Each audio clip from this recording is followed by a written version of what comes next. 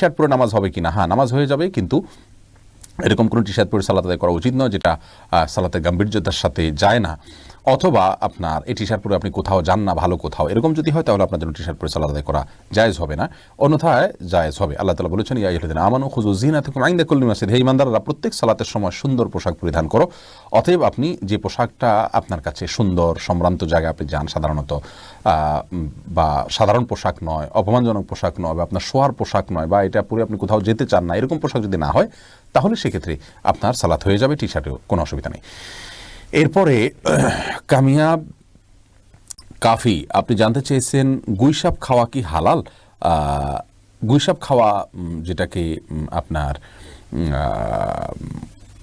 হাদিসের ভাষা, নবী সাল্লাল্লাহু আলাইহি সাল্লামের ভাষায় যেটাকে কি যেন বলা হয়, এটা জায়েজ আছে অনেক উলামা ইকরামের মতে, তবে আমাদের উলামা ইকরাম এটাকে মাকরুহ বলেন, হারাম কেউই বলেন না। বিভিন্ন হাদিস দ্বারা